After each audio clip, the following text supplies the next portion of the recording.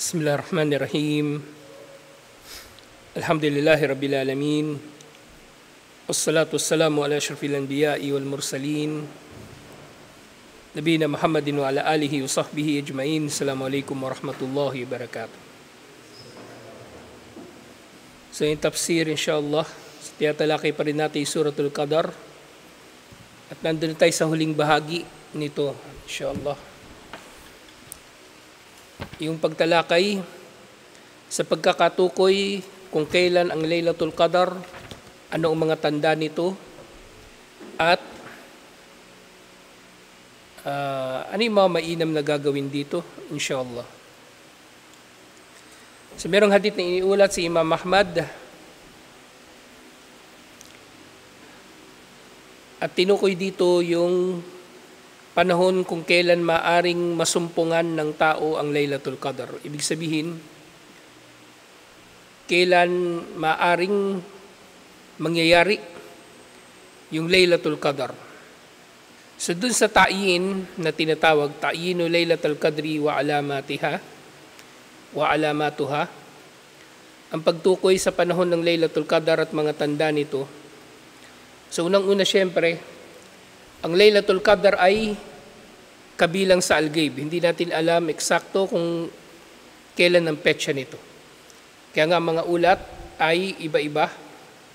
Kaya ang napagkasunduan dito ng mga scholar ay pagsusumikapan ng Muslim ang huling 10 araw o huling 10 gabi ng Ramadan sa pag-asa na maabutan niya insyaAllah ang Laylatul Qadar. O ibig sabihin, abutan siya ng Laylatul Qadar, dumating sa kanyang Laylatul Qadar na siya'y abala sa mga gawaing pagsamba. Sa iniulat ni Imam Ahmad, Laylatul Qadri fil Ishri al-Bawaqi. Ang Laylatul Qadar ay matatagpuan sa natitirang 10 gabi ng Ramadan. Sa natitirang 10 gabi ng Ramadan. So ibig sabihin, sa gabi ng ika-21. Okay? Pero tayo actually, nagtatahajjud tayo, gabi pa lang ng ika-20. Para kung 29 man yung yung Ramadan, di na itaguyod natin yung sala sa natitirang 10 gabi ng Ramadan.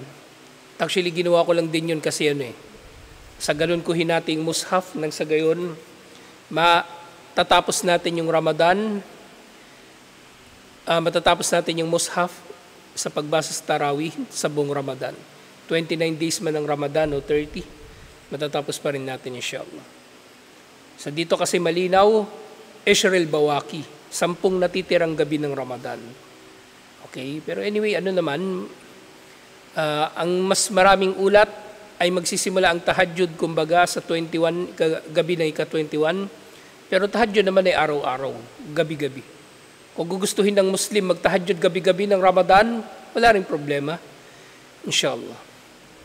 So nga anong mainam na gawin sa natitirang mga gabi ng Ramadan nang sa gayon ay darating ang Laylatul Qadar at ang tao ay makikinabang dito ng gantimpala na katulad ng 1,000 buwan, gantimpala ng paggawa ng gawain na yaon, nakatumbas ng 1,000 buwan.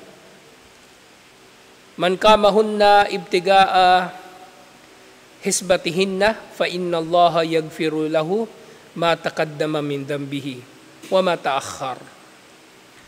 Sino man daw ang nagsasala, syempre mga voluntaryong sala na ang tinutukoy dito. Mga voluntaryong sala. Sino man ang abutan ng Laylatul Qadar na siya ay nagsasagawa ng sala at tagahangad ng gantimpala ni Allah, ay mapapatawad ni Allah ang kanyang mga nakalipas na mga kasalanan at ang mga susunod pa na mga kasalanan.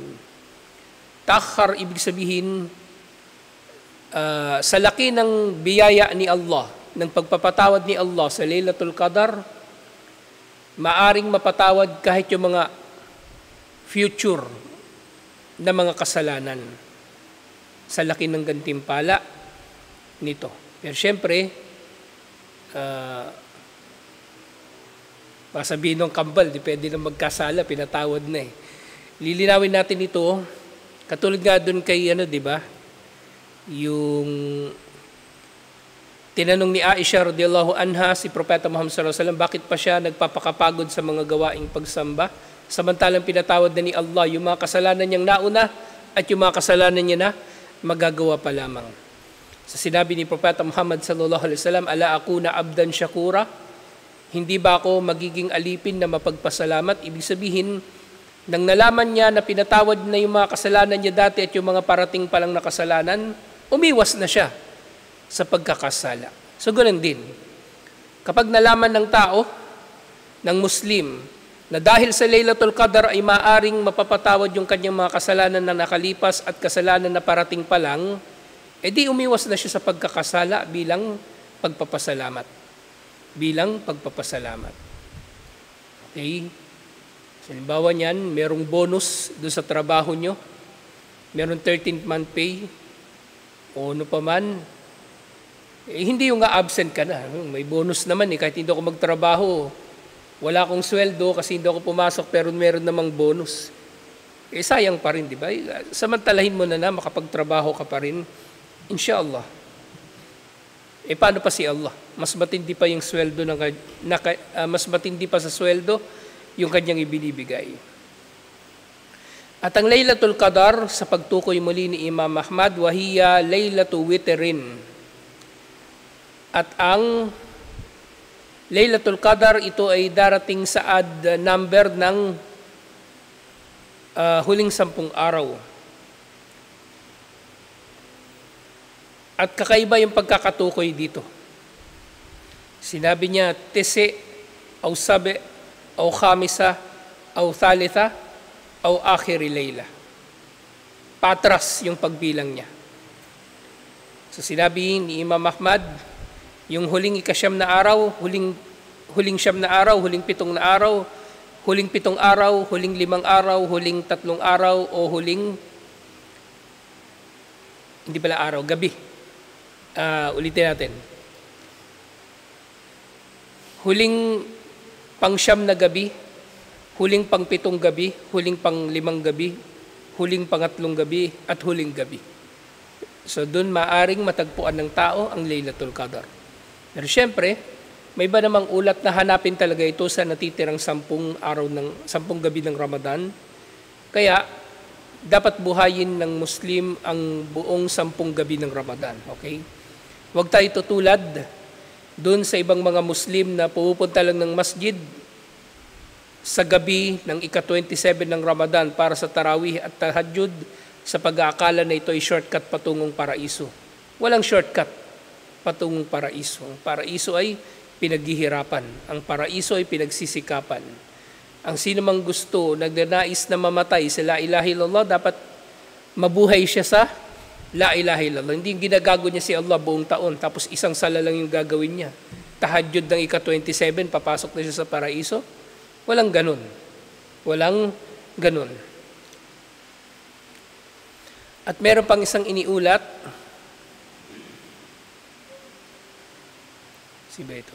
Iniulat din ni Imam Ahmad, inna amarata laylatul qadri annaha safiyatun baljatun.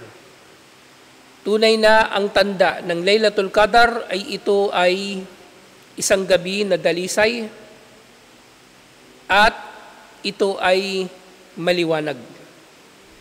Na may kakaibang liwanag sa langit sa gabi na ito.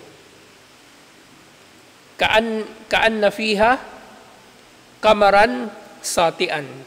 Na para bang sa gabi na yon ay mayroong maliwanag na buwan na panatag. At nasabi ito ni Propeta Muhammad sallallahu alaihi wasallam, syempre, ang Laylatul Qadar, darating siya sa huling 10 gabi ng Ramadan. May full moon ba rito? Wala. Wala. Kasi kailan ang full moon? Sa gitna ng buwan, 13, 14, 15. So walang full moon dito. Pero sa Laylatul Qadar daw, maliwanag ang langit na para bang merong buwan. Pero wala ng full moon nun kasi waning na yung buwan. Kumbaga, paliit na siya ng paliit hanggang sa lumitaw na naman yung hilal. na itong buwan na ito, satian sakinatun shajian, na ito ay, yun nga, panatag na buwan, la barda fiha, wala harra. Nang maliwanag na ito na, o ang liwanag na ito na nasa langit ay walang taglay na init na katulad ng araw at walang taglay na lamig, kumbaga katulad nga ng buwan. Basta ano lang siya, panatag lang yung klima o yung panahon sa panahon na yon. Wala yahillu likawkabin yurma bihi fiha hatta yusbih. At ang mga shooting star daw sa gabi na yon ay hindi pinahintulutan na mangyari hanggang sa pagdating ng Fajr. Ibig sabihin sa Laylatul Qadar, wala kayong makikita na shooting star. Pero alam naman natin shooting star, di ba? Ito ay mga meteor na bumabagsak mula sa outer space. At kapag pumasok sila sa atmosphere ng mundo, dahil merong air resistance, yung meteor, nasusunog yung mga element, yung mga substance na naririto, usually mga bakal, iba-ibang klase ng bakal, kaya siya umaapoy. Kasi ang anumang bumabagsak mula sa outer space, papasok ng Earth, ay nasusunog sa tinatawag niya na entry. Kaya kahit yung mga mga spaceship, halimbawa yung space shuttle ng mga astronaut, kapag bumababa yun, nasusunog dahil sa air resistance, nasusunog yun. Pero syempre dito, sa konteksto dito, wala raw shooting star nga sa Laylatul Qadar. Walang shooting star sa Laylatul Qadar. At din kung walang shooting star hanggang sa pagdating ng Fajr, wa inna amarataha anna syamsa sabihataha takhruju mustawiyatan laysa laha syu'a. So kung hanggang sa, yun yung mga palatandaan sa gabi. At ang palatandaan naman sa pagsikat ng araw, na ang nakalipas na gabi nga ay Laylatul Qadar, sa pagsikat daw ng araw ay lilitaw ang araw o sisikat ang araw na, kumbaga, banayad at wala itong mga sinag na nanggagaling dito. Yung sinag ng araw, kumbaga yung di ba sa Philippine flag, merong 8 na nakatusok sa Philippine flag, 8 sinag ng araw. So sisikat daw ang araw, kinabukasan pagkatapos ng Laylatul Qadar nang walang mga sinag na ganun, yung syu'a. So malinis lang siya tingnan, bilog na bilog ang araw. Mithlal kamari Laylatul Badr, na para bang ito ay full moon. So yung full moon, pag tinignan mo, bilog na bilog lang siya. Okay, pero yung araw, sa sobrang liwanag, maaari kang makakatanaw dito ng mga sinag na nagmumula rito. Pero ang umaga raw, sa pagsikat ng araw sa Laylatul Qadar, ito ay napaka banayad at kumbaga napakalinis ng pagkakabilog nito. Wala yahillu lisyayatini an yakhruja ma'aha yawma idin. At ang satanas daw ay hindi pinahintulutan na lumitaw kasama ng araw sa araw na yon. Ang tinutukoy dito specifically, si Satanas mismo, si Iblis. Okay? At maaari din nating makuha dito na aral na maaring hindi kasama si Satanas sa mga shayatin na ginagapos tuwing Ramadan. Si Iblis mismo hindi kasama sa ginagapos sa Ramadan. Ang ginagapos lang yung maradatas shayatin, yung mga Satanas, yung mga demonyo na may matataas na ranggo, yung pinakamakapangyarihan sa kanila. Pero syempre, pinuno nila ay maaring nananatiling malaya. Pero sa umaga, pagkatapos ng Laylatul Qadar, ay hindi makakalabas o hindi lilitaw si Satanas sa mga nilikha para makapaminsala. Okay? So yun yung isa sa mga katangian ng Laylatul Qadar. Pero nga, dito, sa nababanggit na ulat na ito, yung pangalawang inulat ni Imam Ahmad, ito daw ay merong isnad na Hasan. Wahada isnadun hasan, meron itong isnad na hasan. Wa fil matni garabatun wa fi ba'di alfadihi nakara. Pero meron daw mga kakaibang nababanggit sa hadith na ito. Ito yung na ngayon binanggit ko. Na kung tatanggapin natin itong hadith na ito, ay maaaring maunawaan natin na si Iblis mismo, hindi siya nakagapos doon sa impyerno. Okay, pero nga, sinabi dito, ang sanad nito ay hasan, insyaallah. Pero yun nga, may mga kakaiba na nababanggit dito, mga kakaiba na mga detalye na nababanggit sa hadith na ito at maaring, kumbaga, may taliwasan sa ibang hadith. Pero siyempre, kung meron mang taliwasan sa mga hadith, maaring mangyayari ito na ito ay dahil sa karagdagan nitong detalye. Okay? So, tulad nga dito, binabanggit si Iblis na hindi pinahintulutan na lilitaw o lalabas sa araw na ito. Eh, maaring ganito nga talaga. Hindi kasama si Iblis sa mga ginagapos. O maaring kumbaga may mga panahon na nakakalabas si Iblis mula sa impyerno. At actually, maaari rin namang mga hulugan ito, nakasama naman talaga si Iblis dun sa mga ginapos. At hindi siya makakalabas sa kahit na anong araw ng Ramadan, kahit anong gabi ng Ramadan, lalong-lalo na sa Laylatul Qadr. Kasi buong Ramadan, nandun naman talaga siya. Okay? So kung ganun yung pagkaunawa, walang kontradiksyon sa iba pang mga hadith na nakagapos ang mga demonyo sa impyerno at kasama dun si Satanas. Naintindihan nyo ba? So kung sinabi dito, hindi lalabas si Satanas sa umaga pagkatapos ang Laylatul Qadr, so maring tama rin kasi nandun naman siya nakagapos sa impyerno kasama ng iba pang mga maradat asyayatin. Sa isa pang hadith, iniulat naman ito ni Abu Dawud sa kanyang babu bayana anna Laylatul Qadri fi kulli Ramadan. Sa meron siyang chapter na paglilinaw na tuwing Ramadan ay merong Laylatul Qadr. Okay? Kasi maaaring merong tao nag-iisip, tuwing Ramadan ba may Laylatul Qadr? So ito yung kanyang chapter na dito ay nilinaw mula sa mga batayan na meron ngang Laylatul Qadr at kung kailan ba ito, kung ito ba ituwing Ramadan meron. O baka sa ibang taon may Laylatul Qadr at sa ibang taon ay wala. Pero syempre, nauuna na tayong makaunawa dito na may Laylatul Qadr taon-taon tuwing Ramadan. Kasi nga sa Laylatul Qadr nangyayari yung tinatawag na takdir,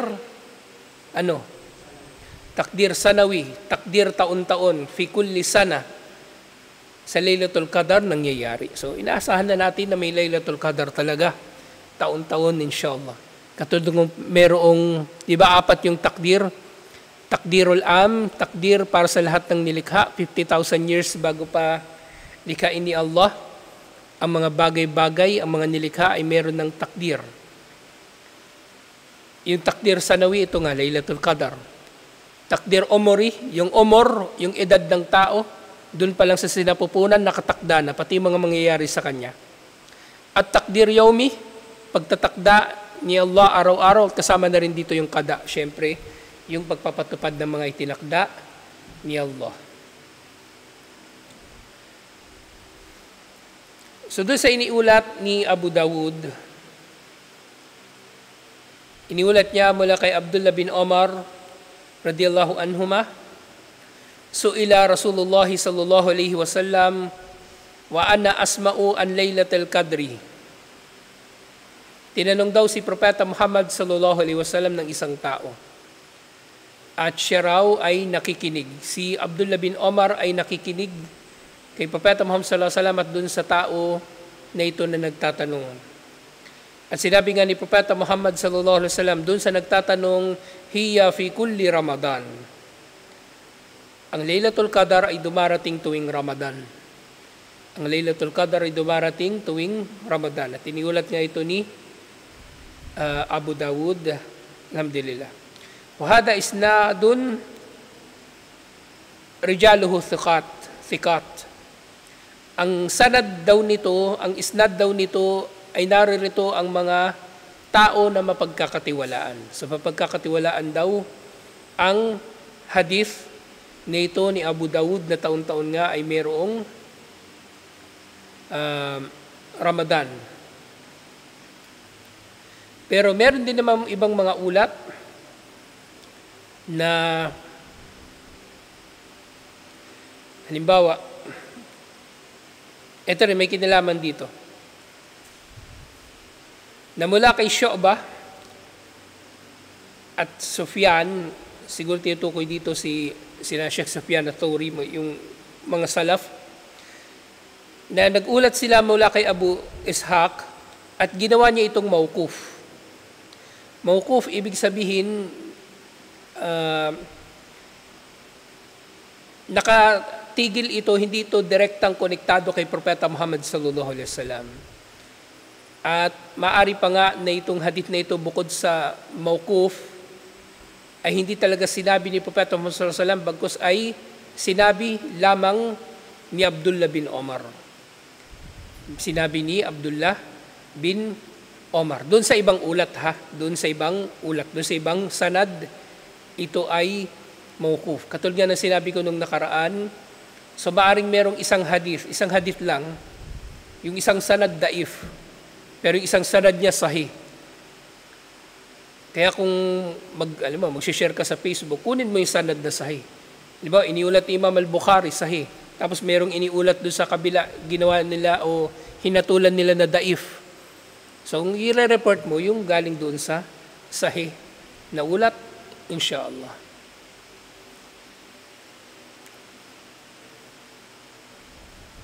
So, gayon din mula kay Abu Sa'id al-Khudri. Sino ba nagulat nito?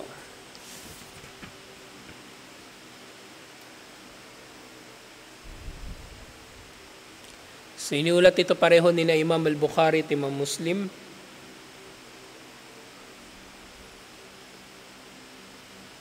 Sinabi ni Abu Sa'id al-Khudri radiyallahu anhu, i'takafa Rasulullah sallallahu alaihi wasallam fil ashr al-awwal min Ramadan wa i'takafna ma'ahu fa'atahu Jibril. So nag-i'tikaf daw si Propeta Muhammad sallallahu alaihi wasallam sa huling ikasampung araw ng Ramadan.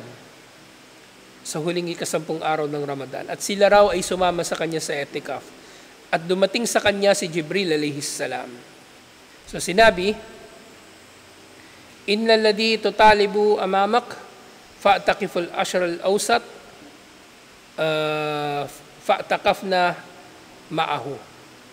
So sinabi ni Abu Sa'id al-Khudri nang dumating daw si Jibril alayhis salam, at sinabi ni Jibril alayhis salam kay Propeta Muhammad sallallahu alaihi wasallam, ang hinahangad mo ay parating na. At tinutukoy niya rito yung Laylatul Qadar. Kaya tumayo raw si Propeta Muhammad sallallahu alaihi wasallam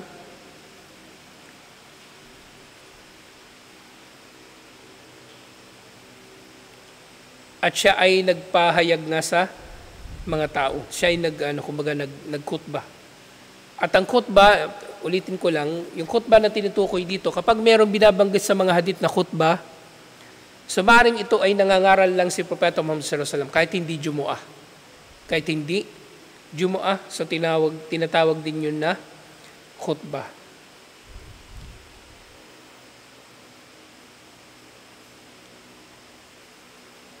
So sila raw ay nag-i'tikaf kasama si Propeta Muhammad sallallahu alaihi wasallam, at dumating nga si Jibril alayhi salam na nagsabi, alladhi tatlubu amamak, at tumayo si Propeta Muhammad sallallahu alaihi wasallam khatiban sabihatan ashrina min Ramadan.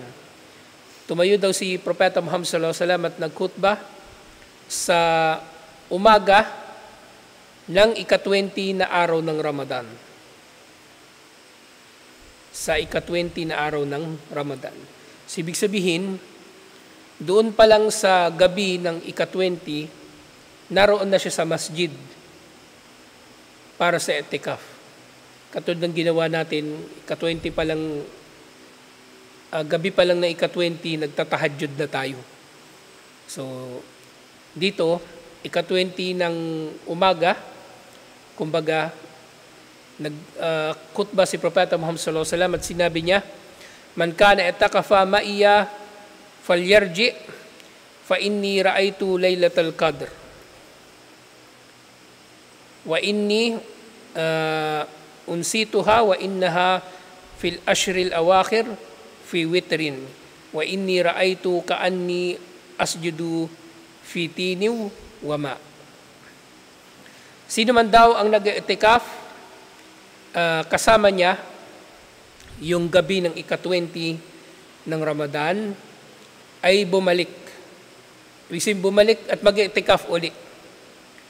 Dahil nakita raw niya kung kailan darating ang Laylatul Qadar. Ibig sabihin, hindi pa yung gabi na yun ng Laylatul Qadar. Parating pa lang.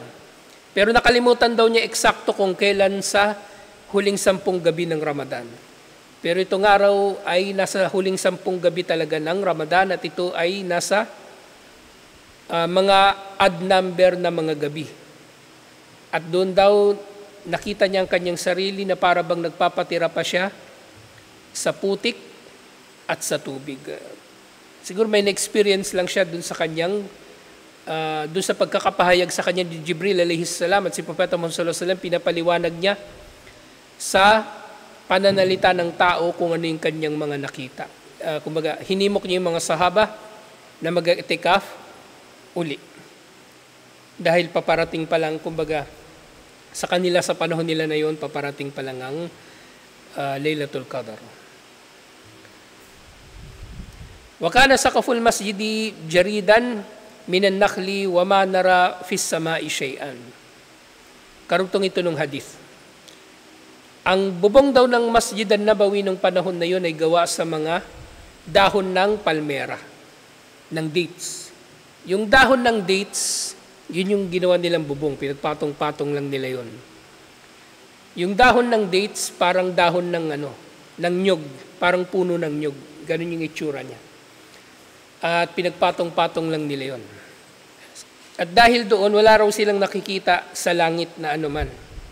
Faja'at faz'atan famutirna. Faja'at faz'atan famutirna at bigla raw silang inulan. Nung isa sa mga gabi, nito na naroon sila sa masjid. Bigla raw silang inulan. At inulat dito,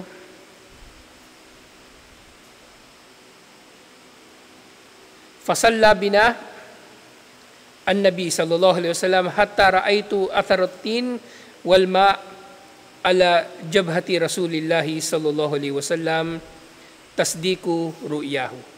So dito piniliwanag yung nakita ni Propeta Muhammad sallallahu alaihi wasallam kasama ng ipinahayag sa kanya ni Jibril alaihi salam.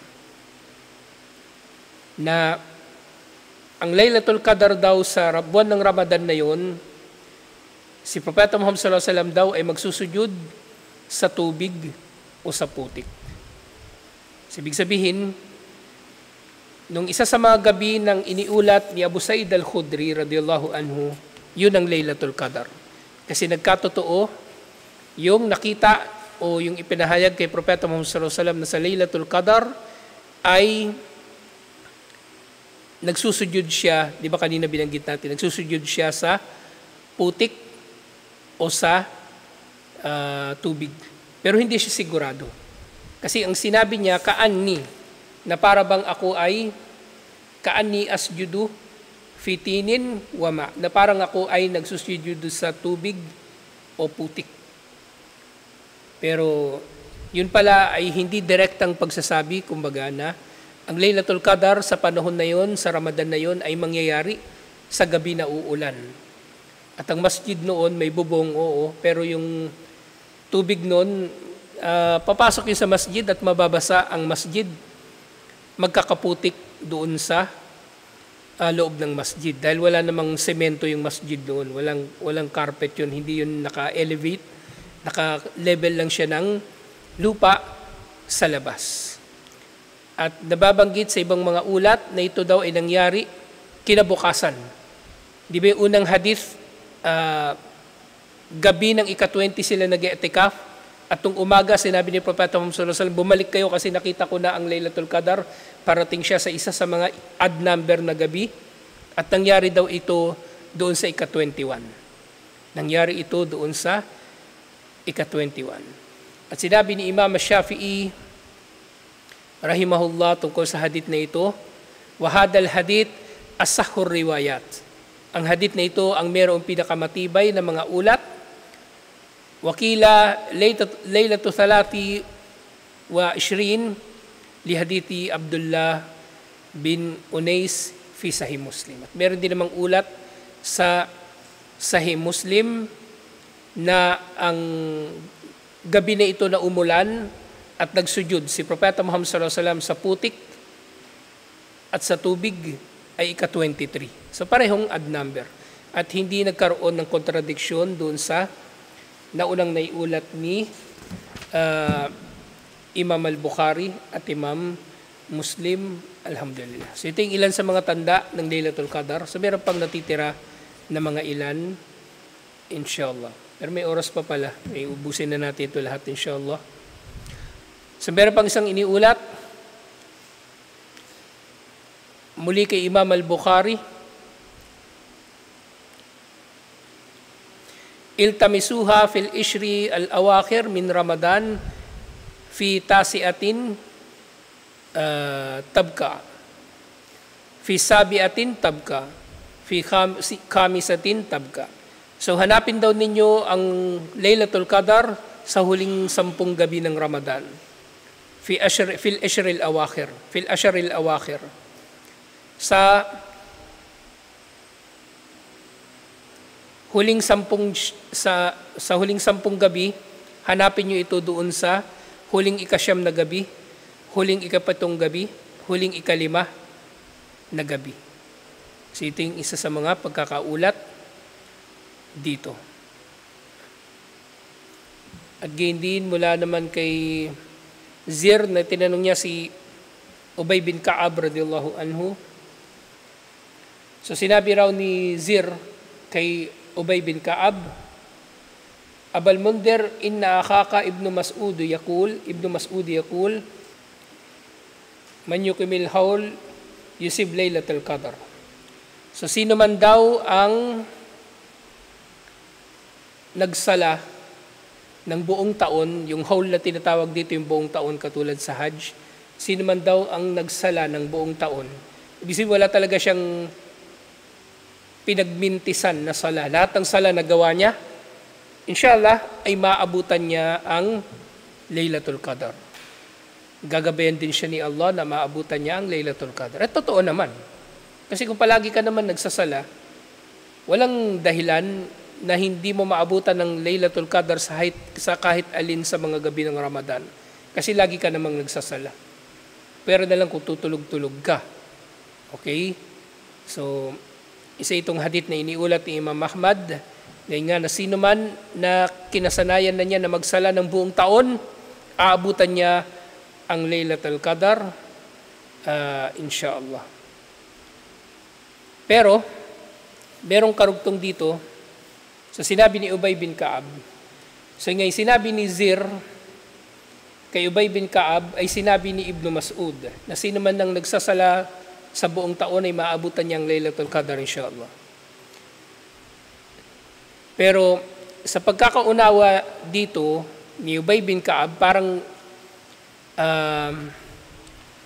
ang pagkakaunawa ni Ibnu Mas'ud ay maaring mangyari ang Laylatul Qadar kahit hindi Ramadan.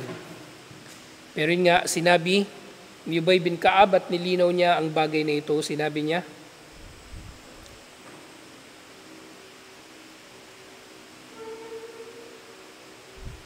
Qala yarhamuhullah, laqad alima annaha fi syahri Ramadan. So kahabagan nawa ni Allah si Ibnu Mas'ud dahil nalalaman na natin na ang Laylatul Qadar ay mangyayari sa Ramadan lamang. Mangyayari ito ay sa Ramadan lamang. Wa annaha laylatun Laylatul Sabi wa Ashrin. At ang Laylatul Qadar ay nasa ika-27 na gabi. Thumma halaf. At nanumpa si Ubay bin Ka'ab sa ngalan ni Allah. At nagtanong muli si Zir, wa kayfa ta'lamuna dalik? Paano ninyo nalaman ang Laylatul Qadar ay sa Ramadan lang? At ka-27 ito ng Ramadan. Sinabi ni Ubay bin Ka'ab, bil alamati o bil ayati lati akhbarana biha tatlu'u dhalika al-yawma la shi'a alaha ya'ni ash-shams. So nalaman daw nila ito, syempre sinabi ni Propeta Muhammad sallallahu alaihi wasallam, nasisikat ang araw pagkatapos ng Laylatul Qadar na wala itong mga sinag. At ito ay hadith na iniulat ni Imam Muslim. Ito ay hadith na iniulat ni Imam Muslim. At meron din naman mga ulat na ito ay nasa ika-29. So iniulat ni Imam Ahmad mula kay Ubadah bin As-Samit, fi Ramadan faltamisuha fil ishril awakhir. Sa Ramadan ay hangarin ninyo ang Laylatul Qadar sa huling natitirang 10 gabi. Fa innaha fi witrin 21. Ito ay nasa odd number na gabi. Sa 21, 23, 25, 27 o 29. O fi akhiri layli. O fi akhiri laylatin. O sa huling gabi nito. So pwede rin palang mangyari ng Laylatul Qadar ay nasa ika-30 na gabi ng Ramadan. So ibig sabihin, para safe ay pagsikapan ng tao ang buong Ramadan, inshallah. So iniulat yun ni Imam Ahmad. At muli iniulat ni Imam Ahmad ang halos pareho na pagkakaulat dito, pero may karagdagan lang detalye. Innaha laylatun sabi'atin aw tasi'atin wa ashrin. Ito daw ay 27 o 29. Wa innal malaikata, at ito yung nadagdag na detalye. Tunay na ang mga anghel, wa innal malaikata tilkal laylata fil ardi aktaru min adadi al-hasa. Tunay na ang mga anghel sa gabi na ito ng Laylatul Qadar ay mas marami pa. Ang mga anghel na nandito sa lupa, na bumababa sa lupa, ay mas marami pa raw kaysa sa bilang ng mga bato na naririto sa lupa. Alhamdulillah. At panghuli, ang pinakamainam na dua tuwing Laylatul Qadar, at ito ay iniulat ni Imam Ahmad. So, ito ay tinanong ni Aisha kay Propeta Muhammad sallallahu alaihi wasallam kung ano daw ang sasabihin niya. Sinabi ni Propeta Muhammad sallallahu alaihi wasallam, "Quli Allahumma innaka afuwun tuhibbul afwa fa'fu anni." O Allah, tunay na ikaw ang mapagpaumanhin at minamahal mo ang pagpapaumanhin, kaya paumanhinan mo ako. Na itong afu o pagpapaumanhin, iba nga ito sa gufran, yung pagpapatawad. Sa gufran, itinala ang iyong kasalanan, pero pinatawad dito ni Allah. Pero may nakalista pa rin. Parang ano yun eh. O, may kasalanan ka, nakulong ka, pinalaya ka. Andun pa rin yung record mo. Kuha ka ng police clearance, andun may record ka pa rin. Pero yung afu, talagang pinaumanhinan ka. Kahit paglilista ay walang nangyari na pagtatala. Alhamdulillah. Yun ang pagkakaiba ng afu sa gufran. Kaya, kumbaga, ito na yung pinakamatinding pwede mong hilingin kay Allah. Kaya, ito yung mainam na hilingin. So, bukod sa paghingi ng tawad, so, mainam na hilingin ng afu sa Laylatul Qadar, inshallah. So, itutuloy natin ito next week. At matatalakay na natin yung Suratul Alaq. Alhamdulillah. So, dito na lang. Assalamualaikum warahmatullahi wabarakatuh.